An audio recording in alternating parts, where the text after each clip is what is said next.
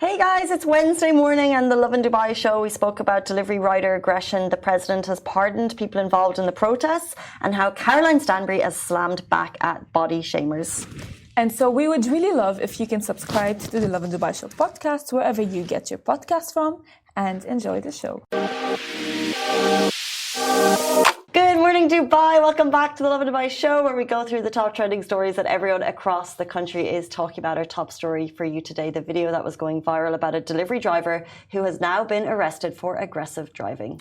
As well, the UAE president pardons 57 Bangladeshi nationals involved in recent protests. We're talking about Caroline Stanbury and how she slams body shamers.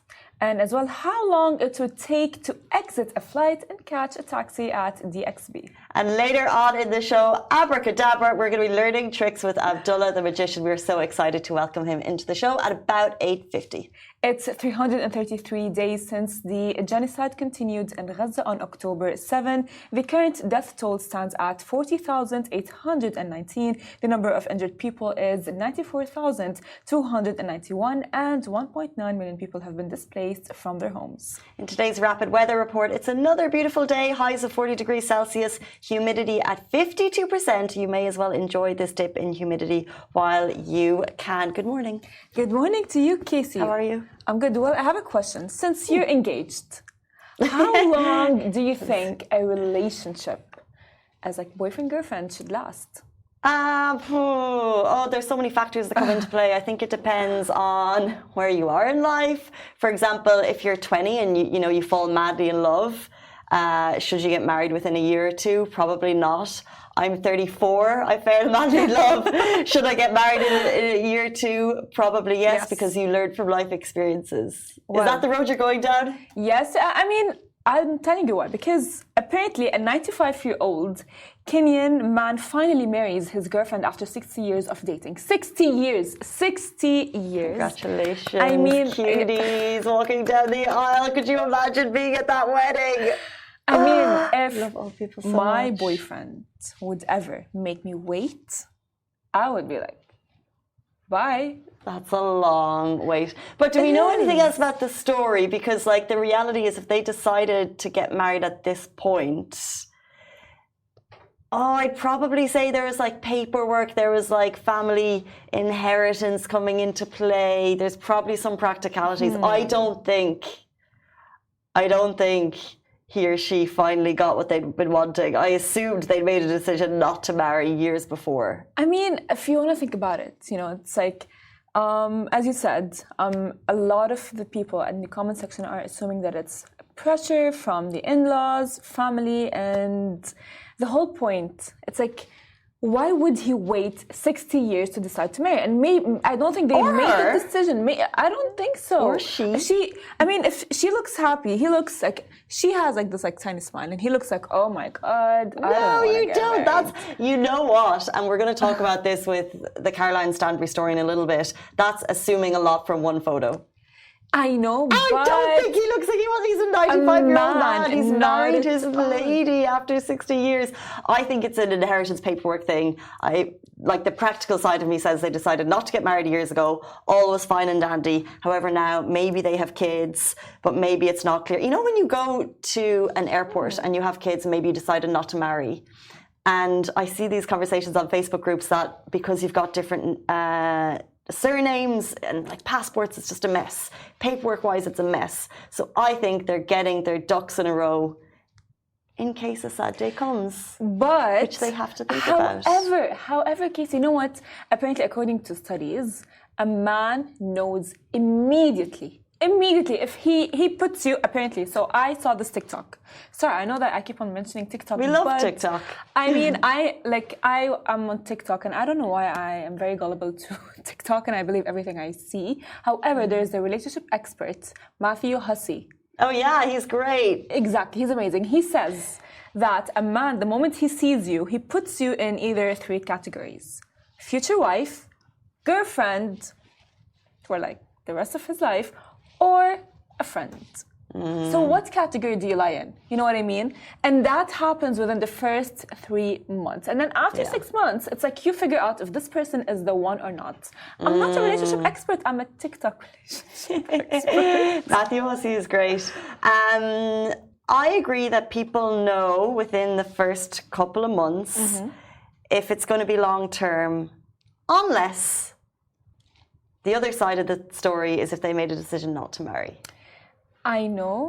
The untraditional side of the story. But I don't know. I refuse to believe that, she didn't want to get married and he wanted to get married. Because, like, I don't know. You don't know if it's a man or woman thing. I don't know. So you don't know. Please, I mean, I would never. I could never. If my boyfriend would ever keep me waiting, I would be like, see you later. There you go. Bye-bye. If you choose to date Farah, you'll know you're on a time limit. As are we on the show. It's Wednesday morning, so it's time to jump into our first story. Well, the delivery rider arrested after aggressive driving caught in viral video. I think you guys have seen the video, and Dubai police have arrested the delivery rider after the viral video showed a dangerous road altercation. The clip, widely shared on social media, captures a moment where one delivery rider appears to knock down another, putting the second rider's life at risk. Absolutely, and this was reported by the police. We don't have the update on either rider's condition, but we're just hoping that he is okay. The case is being handled by Al Barsha Police Station, which was referred and then referred the rider to the public prosecution. The driver on the left side, which if you see on the video, is facing legal action under the decree law on crime and penalties for endangering the other rider's life. The Dubai police arrested the need to follow the country's laws and as well resolve disputes legally, not through personal confrontation. In such a way, they also highlighted the importance of adhering to traffic rules to keep everyone safe on the roads. This is really heartbreaking. It's like a movie. It's like when I saw the video, it was all over my Instagram page yesterday. It was reported by a lot of news outlets.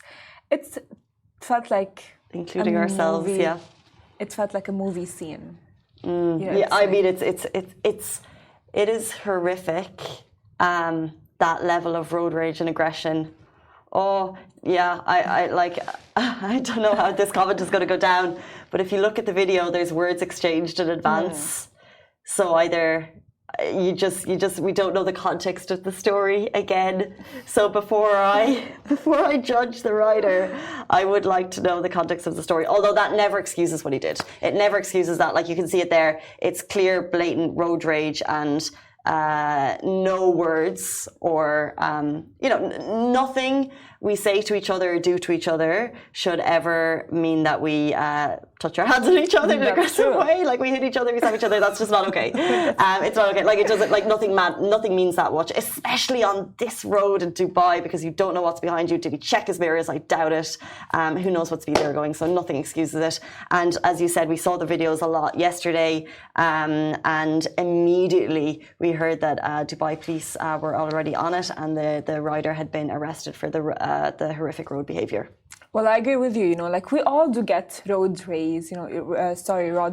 Road rage, because you get really frustrated when like the car that's behind you or next to you or in front of you is not driving accordingly, which is okay, but to get to that extent, because anything could have happened to the driver, as you said. I really hope that he's safe and he's okay, but to knock out another delivery rider, and he's not in a car that protects him. You know what I mean? What's interesting is that we kind of mentioned road rage just now, and you said we all kind of get road rage. Now I'm thinking to what extent, because we have this story that went live this morning from a parent who's talking about the school run in Dubai, and it's like first week back, loads of cars at the gate, everyone's trying to get their kids out, and she's basically saying that our children are watching parents, so watch your behaviour on the school run, because what's happening is parents are double parking and then they're honking their car. There's like 10 cars ahead of them, and the parents are like beep, beep, beep, beep. And the mom is like, your parents are watching this behaviour, it's not okay. That's road rage on the school run. That's true. That is, by the way, very true. But because you know what, it's like, I all the time say, my dad tells me all the time, it's like, Farah, if you are honking and if you are angry, what are you going to get out of it? Is the traffic going to decrease? Are you going to like get faster by Are you a 1 honker? minute? No. I mean, I used to be. And I am guilty of that. You know, I used to be like I used to have a lot of road rage. A lot. when your eyes go like that, I'm like, oh. I believe you. I believe you had it, but I believe it's gone. It's gone. It's really gone. Wow. Because like, How did you get rid of it? I used to get so angry. I would like scream like, leave me alone. Why are you next to me? And then my dad was like, Farah, what are you getting out of this? Nothing. You're stressing yourself out. You're not going to get 1 minute earlier. And even if you get like 1 minute late, what is the worst that can happen? Smart man. And I'm like, that makes sense. That is very logical. Let me stop screaming. So if you're honking on the school run, you're not going to get there any faster. And if it takes you an extra 2 minutes, just know that nothing's going to happen. It's better to be safe than sorry. It's better. And like, why bug other parents? Like, you've got it hard enough. You've got kids at school going age. Don't be honking on the school run. Let's jump into our next story. The UAE president pardons 57 Bangladeshi nationals who were involved in recent protests. You'll remember the story, and now we have an update. President His Highness Sheikh Mohammed bin Zayed Al Nahyan has ordered a pardon for the Bangladeshi nationals involved in last month's protests and disturbances which took place across several emirates. The decision includes cancelling the sentences of those convicted and arranging for the deportation. As well, in line with His Highness Directive, Dr. Hamad Al-Shamsi, UAE Attorney General, has issued an order to halt the implementation of the sentences and commence deportation procedures. Which as well, the Authority General also called on all residents of the UAE to respect the country's laws, stressing that the right to express opinions is protected by the state and its legal framework. He highlighted that the state provides lawful means for expressing views, ensuring this right does not turn into actions that could harm the interests of the nation and its people. Basically, there's other ways to express your viewpoints. So their sentences, there were some life sentences handed down. They have been cancelled. They've been pardoned by the president of the UAE. However, they will still be deported. You know what? Because like I think that people sometimes they kind of like mistake or maybe mistranslate how we have freedom in the UAE to like, oh yeah, we don't have freedom in the UAE because like we are gonna get deported if we talk about this, or we're gonna get I don't know, into jail.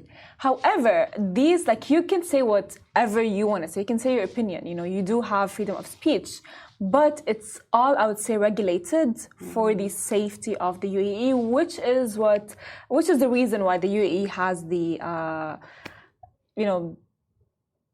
the title of like being the safest. Right, yeah. Some of the words used by the government in the reporting of these protests were riots, there was building damage, there was damage to public transport, and that just does not fly here. So although they have reduced the sentences and they've actually pardoned the sentences, the people involved will still be deported as, I think, a warning in terms of, as you said, we can express our views, but not to the point that we're taking action in public places that could harm the interests of the nation.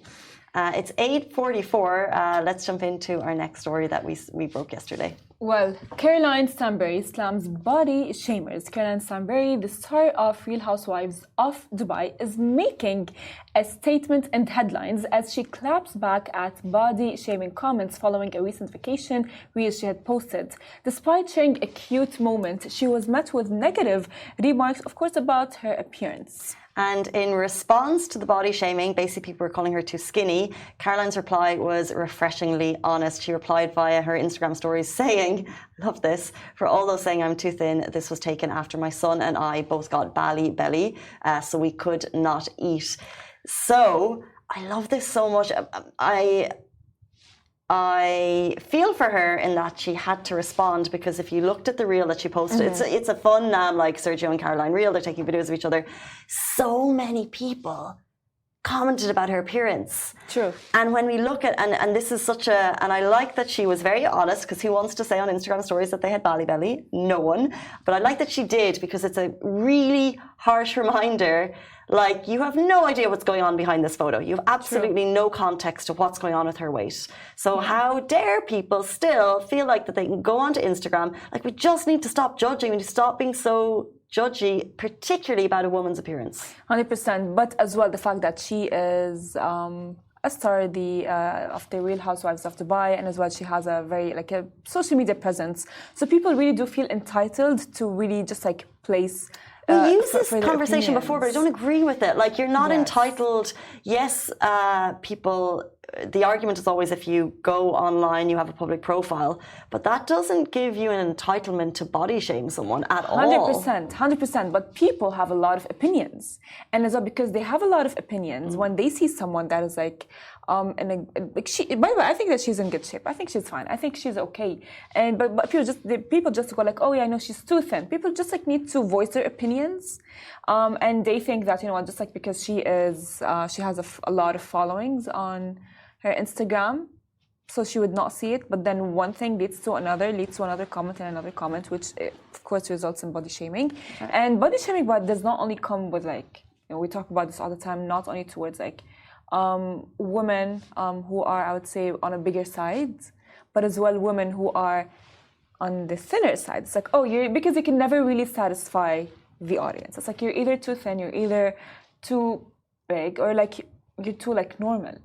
It's like, what do you guys want? Exactly. Well, yeah, there's no happy medium. And I just think if you wouldn't say it to someone, to their face, like, could you actually imagine, if you look at the level of negativity and trolling that was on that post, could you imagine her or any of us standing here and a row of people, trolls, strangers, just pointing, you're too skinny, you're too skinny. That would never happen in real life. We're not awful and human. So if you're not going to say it to someone, if you're not brave enough to say it to someone to their face, don't say it to them on their social media. Like, why do you think you have this like online platform and you control? It's a very negative behavior, and I'm glad that she responded, and I wish that more could be done in terms of this type of negativity. I agree, and this is exactly what I mean by entitlement. It's that people, just because they are behind the phone or on Instagram, they think that, you know what, it's easier and they're stronger because like just like placing a comment. It's very easy to like write your opinion, post it, and move on.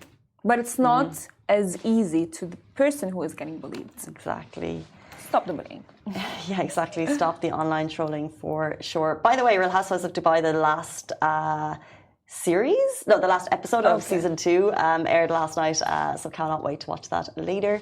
It's 8:48. We're jumping into our next story. This is someone who timed how long it would take to exit a flight and catch a taxi at DXB. And before we jump into the story, it's worth noting that on our doorstep we have the world's busiest airport by international traffic. It is also the busiest airport in the Middle East and the second busiest airport in the world by passenger traffic. And that's why this story is important. And when we see headlines like this, we take notice and we think it's worth praise to DXB. Well, someone timed how long it would take to exit a flight and catch a flight as well at DXB, and it is so impressive. An Emirati professor said it took 14 minutes to leave the plane, pass through the smart gate, collect his bags, and as well get in the taxi.